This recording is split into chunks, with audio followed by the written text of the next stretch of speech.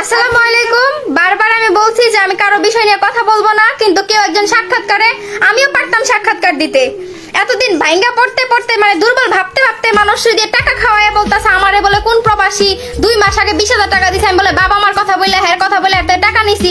তো যেই প্রবাসীর কাছ থেকে টাকা নিছি ওই প্রবাসী প্রমাণ সহ লাইভে আসুক, আইসা বলুক শর্মিলা আমার থেকে 20,000 টাকা নিছে, বলুক শর্মিলার আমি টাকা দিছি, আমি শর্মিলার সাথে এমনি এমনি কথা কইছি, বিয়ার প্রলোভন দেখাইছি, বলুক কার থেকে নিছি। আমি বুঝতাছি না আমি এই যে নেটওয়ার্ক সমস্যা হইতাছে এর জন্য কথা বলতে পারতাছি না। আমি কখনো বলছি আয়শা লাইভে আগে যে ওনার ফ্যামিলি আমার সাথে কি করছে, উনি আমার সাথে কি করছে? আমি কখন আয়শা বলছি ওনার মা ওইরকম, হ্যাঁ আমার সাথে এরকম করছে? কিন্তু উনি লাইভে আয়শা বলছে আমার ফ্যামিলির পিছনে 3.5 লক্ষ টাকা খরচ করছে। দেখাক 3.5 লক্ষ টাকা কোন দিক থেকে খরচ করছে। স্ট্রংলি ভাবে উনি অনেক কথা বলে গেছে, স্ট্রংলি ভাবে। আমি সবকিছু সাধারণ ভাবে নিচে দেখে আমি কোনো কিছু বলি নাই। আমি ধৈর্য করে আসি বিদায়, 8 মাস সংসার করছি। উনি তো বলছে আমার সাথে সংসার করছে যেখানে উনি 8 মাস ধরে সংসার করতে পারছে, অন্য ছেলেরা আমার সাথে সংসার করতে পারবে না। আমার আগে 14 দিনের সংসার ছিল, বিদায় আমি আপনার সাথে 8 মাস সংসার করতে পারছি। যদি আমার আগে আমার লাইফে কোনো দুর্ঘটনা না থাকতো তাই আমি আপনার সাথে সংসার করতাম না এত কষ্ট কইরা। আপনি এই যে আমার নামে যে অপবাদগুলো দিতেছেন, যদি আমার আগে কোনো অ্যাক্সিডেন্ট না থাকতো আমি নিজে গিয়ে আপনার সাথে সংসার শেষ করে। ঘরে হচ্ছে আমার নেট পাইতাছে না, এর জন্য ছাদে আইলাম।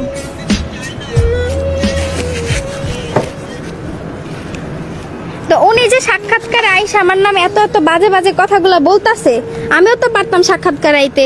আজ থেকে 3 মাস আগে ওনার সাথে আমার ঝামেলা হয়েছে। ওই ঝামেলার পরে আরিফ নামে একটা ভাইয়া আমারে বলছে যে আপা আপনার সাথে কি, এই যে একজন বলতেছে মাহে রমজান মাস পবিত্র মাস, একজন নারীর কাছে যে শরীয়ত মোতাবেক চলবে, পর্দা করবে। আমার হাজবেন্ড তো আমাকে পর্দা করায় নাই। আমার হাজবেন্ড যদি আমার পর্দা করাইতো সে ভিডিও করতো, আমার তাতে কোনো ইয়া ছিল না, কোনো তার উপরে কোনো অভিযোগ ছিল না। কিন্তু উনি তো আমার পর্দা করায় নাই, উনি আমার ভিডিও করাইছে। আমি একবারও বলছি উনি জোর করে আমার ভিডিও করাইছে। মানে আমার নামে যে উনি এতগুলো কথা বলতেছে, এই কথা উন থেকে একটু আমার বোন নামে এই বেড়ারা রিপোর্ট দিছে, এই প্রবাসী থেকে উনি টাকা নিছে, এই প্রবাসীর বিয়ের প্রলোভন দেখাইছি। আচ্ছা 2 মাস আগে যেই প্রবাসী ভাই আপনার থেকে আমি টাকাটা নিছি, আপনার কি চোখ দিয়ে দেখেন নাই? আমার জামাই আছে, আমি জামাইয়ের লগে ভিডিও করি, আপনার চোখ দিয়ে দেখেন নাই? 2 মাস আগে যে আমি আপনার থেকে 20,000 টাকা নিছি, আপনি এতটাই বোধাই আমি চাওয়ার লগে লগে আপনি আমার টিয়াটা দিয়ে দিছেন।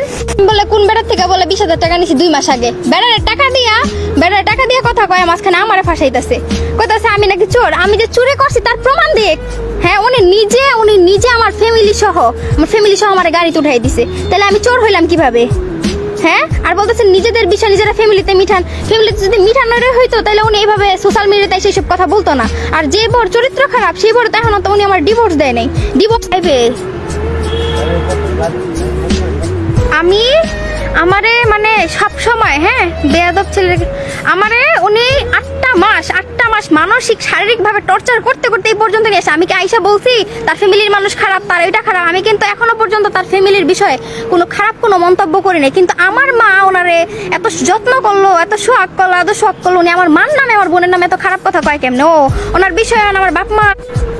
আরে ভাই আপনারা যারা বলতাছেন আমি টাকার জন্য তার সাথে সম্পর্ক করছি, হ্যাঁ তাদেরকে বলতাছি ভাইরাল হওয়ার জন্য বা টাকার জন্য তারা বিয়ে করি নাই। যখন আমি তারা বিয়ে করছি তার কিছুই ছিল না, 2টা পেজ ছিল, 2টাই নষ্ট ছিল। বিয়ে করছি আমার আগে যে অ্যাক্সিডেন্ট হয়েছে যাতে আমার সে বদনাম না দিতে পারে, আমার যদি আমার পরবর্তীতে হাজবেন্ড বদনাম না দিতে পারে, এর জন্য আমি একজন বাচ্চা সহ একজন বাচ্চার বাবারে বিয়ে করছি, যাতে আমার লাইফে কোনো খাদ না থাকে। আমি সবকিছু মাইনা নিয়ে বিয়ে করছি।